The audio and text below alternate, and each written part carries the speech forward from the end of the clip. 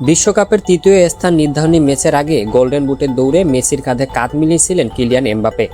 কিন্তু ইংল্যান্ডের বিপক্ষে ম্যাচে দুর্দান্ত 2 গোল করে টুর্নামেন্ট ও বিশ্বকাপ ইতিহাস দুটিতেই মেসিকে ছাড়িয়ে গেছেন তিনি।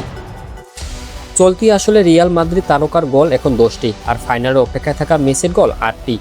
3 বিশ্বকাপ মিলিয়ে মাত্র 22টি ম্যাচ খেলে এমবাপ্পের মোট গোল সংখ্যা এখন অবিশ্বাস্য 22টি।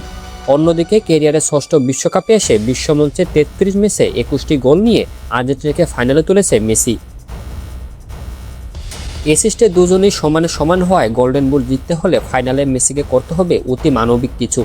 ইংল্যান্ডের বিপক্ষে ম্যাচের পর এমবাপ্পে অকপটে স্বীকার করেছেন, ফাইনালে মেসি গোল করবে এটা নিশ্চিত। ব্যক্তিগত রেকর্ড গড়লেও টানা তৃতীয়বারের মতো ফাইনালে খেলতে না পারার হতাশাই বড় হয়ে উঠছে ফরাসি তারকার কাছে। সেমিফাইনালে স্পেনের কাছে হারের পর তৃতীয় স্থান নির্ধারণী ম্যাচও ইংল্যান্ডের কাছে 6-4 গোলে হেরেছে ফ্রান্স। প্রথমার্ধে 4 গোল হজমের পর 3 গোল শোধ করেও শেষ রক্ষা হয়নি ফরাসিদের। তবে এমবাপ্পে রেখে গেলেন তার নতুন কীর্তি। রুবেল ইসলাম, খেলা দিগন্ত।